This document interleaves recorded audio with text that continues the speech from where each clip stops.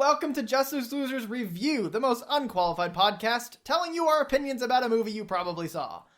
I'm your host, Preston, joined as always by my delightful co-host, Batman. Matt. What should people do? That was a weird little robotic intonation. People should like, subscribe, tell a friend, and check out remproductions.net. .net. Things are happening. We're putting stuff up there. We're putting stuff up there, or things Sometimes are up there. Things are up there. But things more will things, continue to go up there. We have a lot of things on the move. Yep. The way our review works is we will have two sections. We're going to start with non-spoilers, so if you haven't seen the movie, you can at least understand if it's good or not before we start spoiling a whole bunch of shit for you. Mm-hmm. Then we will go into spoilers. There will be a hard cutoff on spoiler sections. We will make a big bit about it for like 30 seconds about it being spoilers to give you a chance to run across the room and turn off your TV or whatever. You listen to podcasts on TVs? Who cares? I do occasionally. So, yeah, that's how it's going to work. Matt! Preston! What are we talking about? What movie did we see that other people probably saw? The Suicide Squad. The Suicide Squad. Gotta specify. 2021. The Suicide Squad 2021. Starring Joel Kinnaman, Viola Davis, Margot Robbie, and Jai Courtney. Just to make it confusing. The new Suicide Squad, the one directed and written by James Gunn of the Guardians of the Galaxy fame. Mm-hmm. Also the Guardians of the Galaxy 2 fame. James Gunn. Got canceled once. Let's not get into that. Let's talk about the movie. Yes, let's. What did you like about it? What'd you think? Did you like it? I liked it, but did not love it. Okay. I will probably not go out of my way to watch it again, but if the occasion arises, yeah, I'll join in, I guess. Okay. I thoroughly enjoyed it, honestly. Mm-hmm. Yeah, you enjoyed it a lot more than I did. I did. I like James Gunn more than you, I think, generally. Yep. Yeah. But yeah, no, I enjoyed it. Yeah. A lot. Yeah. The characters are mostly, I think, really well done. Yeah. Really fun. All individual personalities. I mean, the motivation is complete the mission. Sure. Be done, but their sure. kind of meanings in life are all very different and have like different flavors, so it makes a nice gumbo of characters. Sometimes literally. Oh, gross. Very violent. Even the very minor characters that basically just get a name and a death scene. Yeah. They're treated as individuals. Yep. They do have little bits of personality, and you kind of see where that comes from and where that goes. Yeah. The major characters, some of the major ones, Bloodsport in particular, I think is well done. Harley Quinn is well handled. Yes. Feels kind of like the third interpretation of her in 3 movies. Yeah, now that I'm thinking of it, 100% is. But I think this one kind of like blends the two well. Mm-hmm. Yeah, it's like the little bit of like chaos, a little bit of villain, a little bit of like kind of actually has a heart. In some sense, senses. And 2 diamonds. Get it? Because her costume. In the trailer. It's Cards. In the trailer. No spoilers. Cards. I like every character and how James Gunn handles the massive cast was mint. Yep. Just really well done. You can't handle a big cast like that much better than the way he did that. Nope. It's just yeah. I liked the visuals. I didn't but generally. I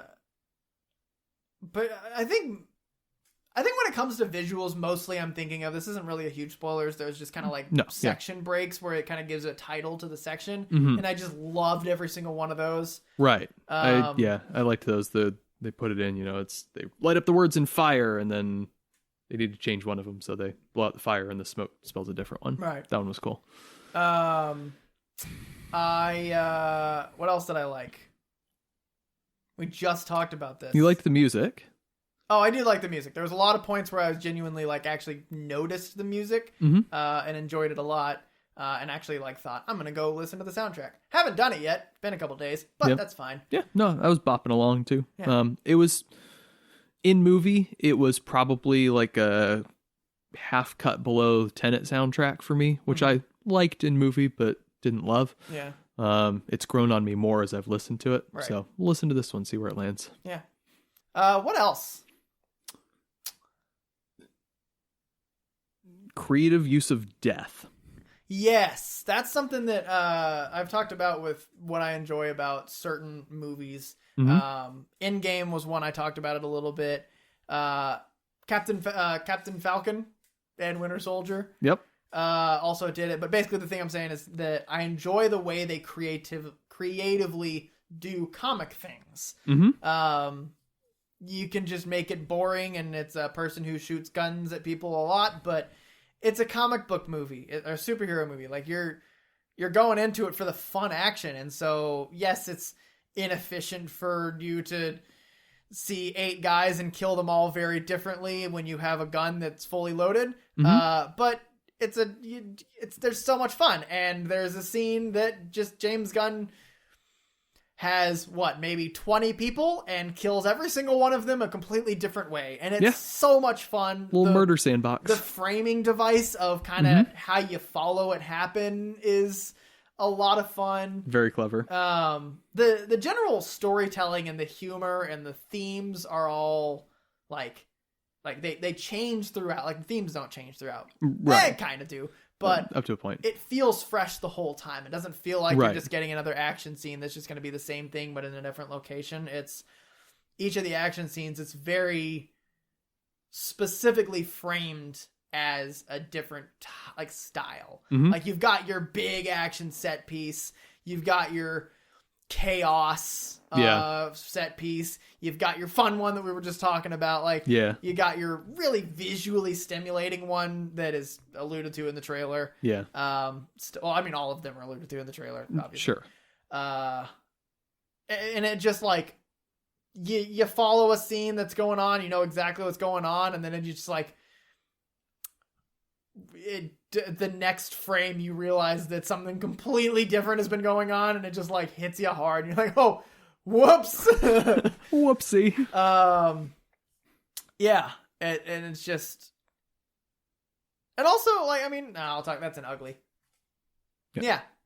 It's just a lot of fun. Yeah, it is fresh, exciting movie, and it doesn't always work, but it works a lot. Oh, bad?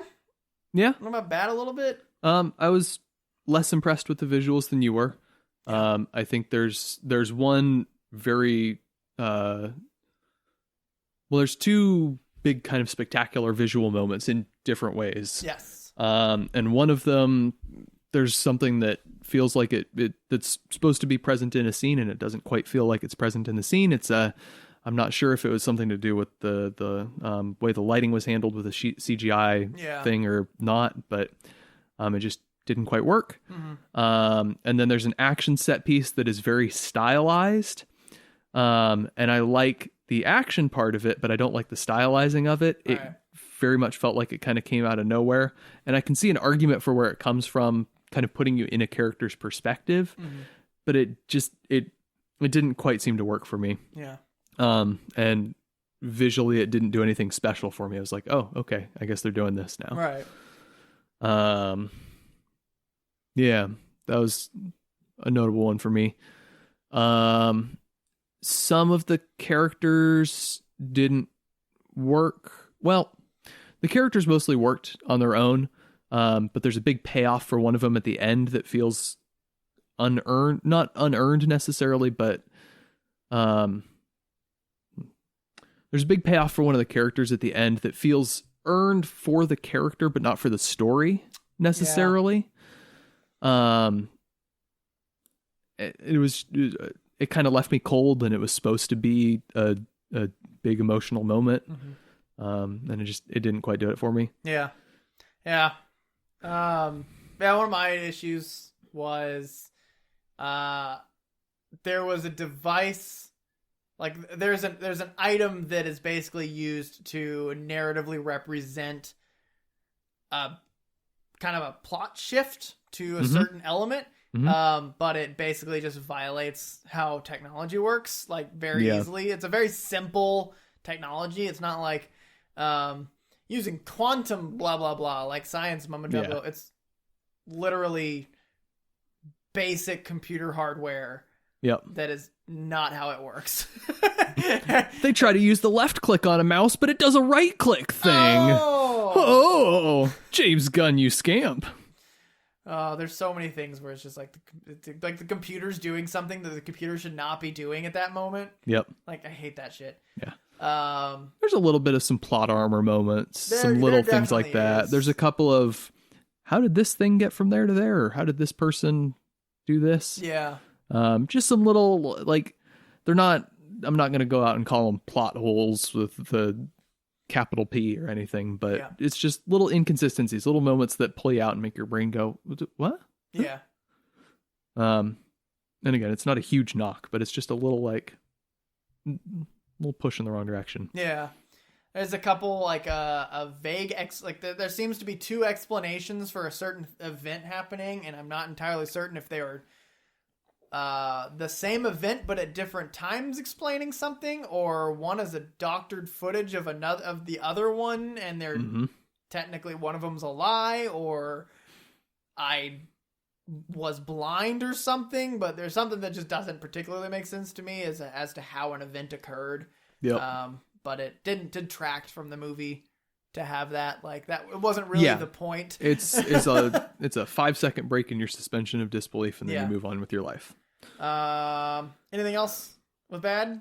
There were a few moments, and I talked about this actually in the episode, the What You've Been Up To episode, but there were a few moments where it felt like they were building up to something or aiming something or putting in something for a reason, and then it just kind of didn't happen. Just kind of fizzled out. There was one specific moment that we did mention this in that episode where it set up two different things happening simultaneously, basically. Yeah. And then it set up a very good payoff, and if it weren't for like one specific thing that could have easily be written, changed in the writing. I said that weird. It would have been great, but it didn't. Ended up with a different payoff. Still a great payoff. Yeah. But yeah, no, that was just like a ooh. Anything else? No, really bad, does it? Ugly.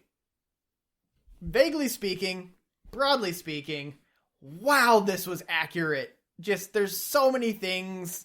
Just like characters are. I would say there's one character that you would not expect it to be very accurate because of just the way it is, but it's like spot on. Most of them. Would you give them a gold star for accuracy? Shut up. That was a joke and I hated it. A lot of the minor characters are pretty much, I mean, they don't have a lot of comic stuff, so like, I mean, they're accurate, but that's because they showed up for 7 panels in an issue once in 1974. Yep.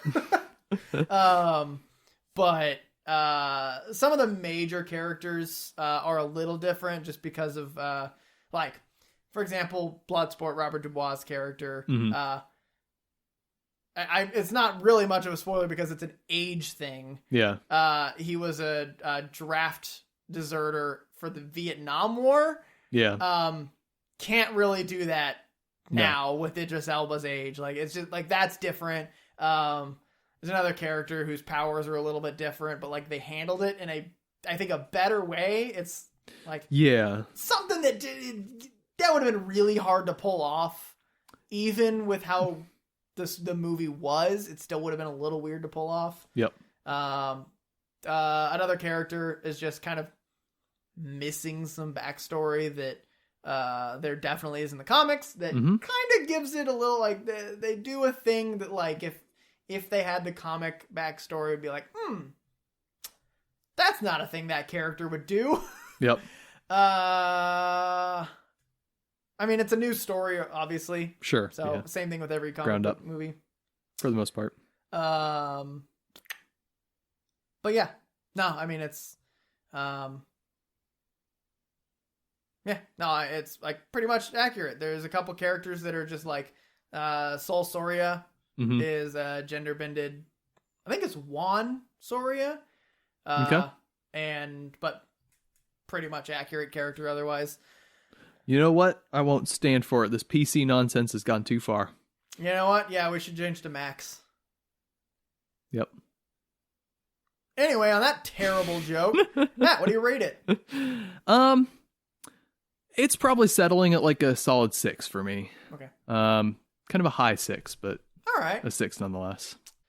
And what other movies like to you kind of gave you the same feeling leaving it? Yeah. Well, let's see. Man, 6 is a really broad one for me. It is. Like, 6 and 7 are like really tough ones to like distinguish. I have movies that I genuinely enjoy quite a bit that are 6s, and I have movies that I didn't really like that are 6s. Yeah. In particular, this one probably feels kind of like something. Wow, you are stalling hard.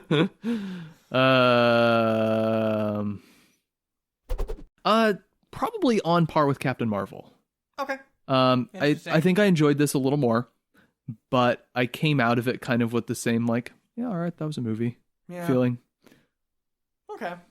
I'm putting it at a solid 8. Okay. Like pushing 9, but it's not quite there. Like wow. it won't be a 9. Like I don't think even in a rewatch it'll become a 9. But like it's a high 8. Yeah, no, I genuinely enjoyed it. I would absolutely go watch it again. If someone else wanted to go watch it. What was the movie that just came out? Oh, Black Widow. Like I think that was a 7 pushing an 8 for me. Okay. And I like, and that like an 8 is like I will absolutely watch it again. A Shazam's an 8. That's the kind of one I equate it to. Yep. Where it's just like it's a fun movie. I enjoy it like all the way through. And I think the jokes to me like it's the delivery that are fun, not just like it's not a surprise humor. It's a delivery humor, and surprise humor is the one that doesn't have rewatch value because you know it's coming. Right. But yeah, like I would absolutely watch this again. I'll go see it with other friends if they want to go, or if someone buys it on HBO Max. I'll watch it again. I think it's free on HBO Max. Oh, is it free? I think so. That was a terrible idea. That's why they lost a lot of money. Godzilla vs. Kong made some money. Yeah. But also it's rated R, so. It's true. But no, I'd watch it. Maybe I'll watch it again. If it's free, I'll just watch it again. There you go. It's a lot of fun. Yeah. I wouldn't buy a ticket to it again, but I might watch it on that's HBO at some point. That's the thing. Is like, I mean, yeah, I don't really want to buy a ticket I to guess, a movie twice in general. Yeah. I guess a good threshold for me is if Hannah wanted to go see a movie after we reviewed it, how willing would I be to pay for that second That's a pretty ticket? good threshold. Black Widow, I would have paid for that second ticket. Gotcha. Suicide Squad, I would not. Yeah. Hey everyone, Batmat here. Hope you've been enjoying this video. If you want to hear the fuller version of this discussion, you can find that on our audio-only podcast. That's going to be wherever you listen to your podcasts, be it SoundCloud or Spotify or iTunes or iHeartRadio. Appreciate you watching this far, and we hope you listen on further.